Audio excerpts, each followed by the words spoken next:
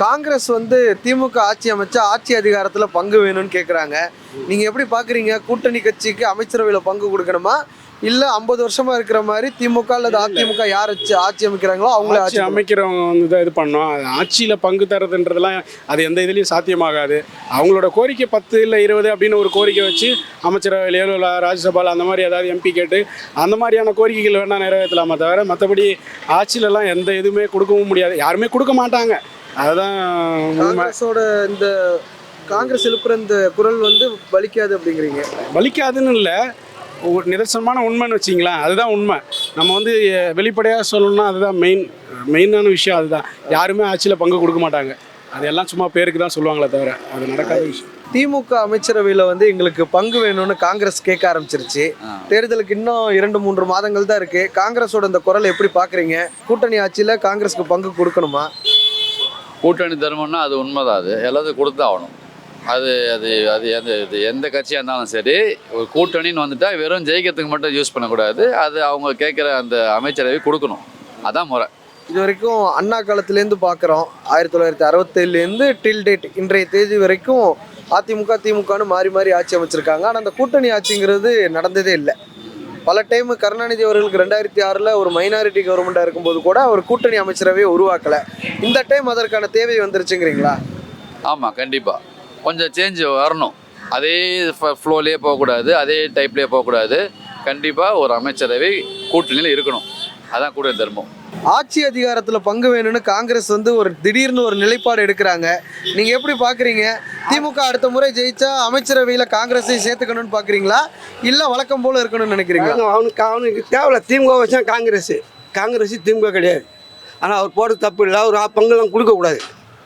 ஸ்டாலின் சொல்லி நியாயமான வார்த்தை. காங்கிரஸ் இங்கே யாருங்கிறான், திமுக வச்சா காங்கிரஸ் ஓட்டு போடுவோம். காங்கிரஸ் அவனுக்கு திமுக வரது கிடையாது. அதனால் அவனுக்கு பங்குன்னு கொடுக்கூடாது. அவனை சேர்க்கக்கூடாது. அவனை தெரிஞ்சிடணும். அவனுக்கு கூட நம்ம லைன் திமுக நம்ம சொல்கிற பேச்சு வந்தானா பார்க்கணும். இல்லைன்னா அமைச்சர் வீட்டுக்கு போட கிளம்பு.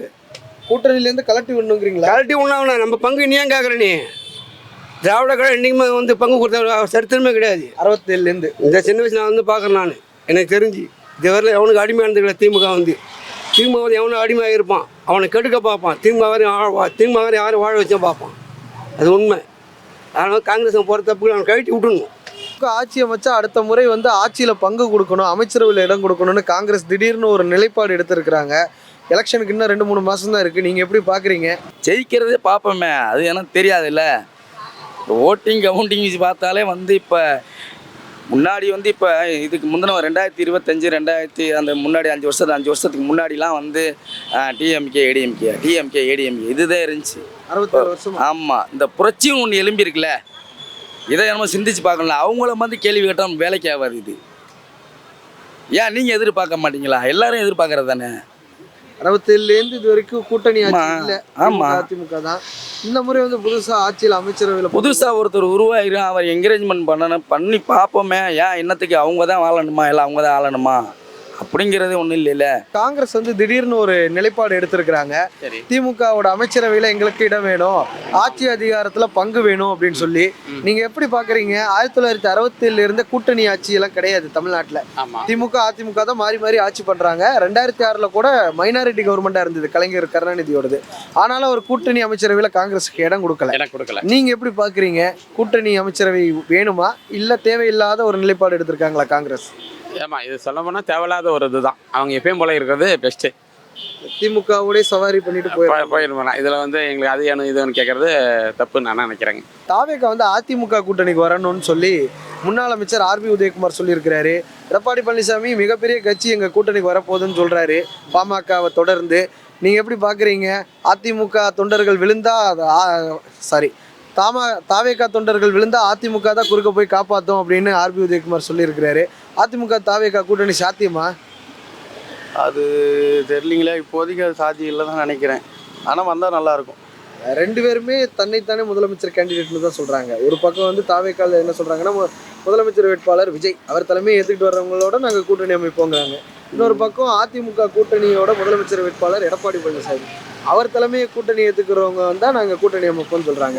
நீங்கள் எப்படி பார்க்குறீங்க? 2 பேரும் இப்படி கூட்டணி அமைக்கிறது வாய்ப்பு இருக்கா? இப்போதைக்கு அவர் வந்து முதல்வர் வேட்பாளராக வர்றதுக்கு எதுவுமே கிடையாதுங்க. அதெல்லாம் போக முடியாது. விஜய் விஜய் வச்சுலாம் போக முடியாது யாரும். அவர் வேணா வரலாம் இதில் ஏடிஎம்கேல.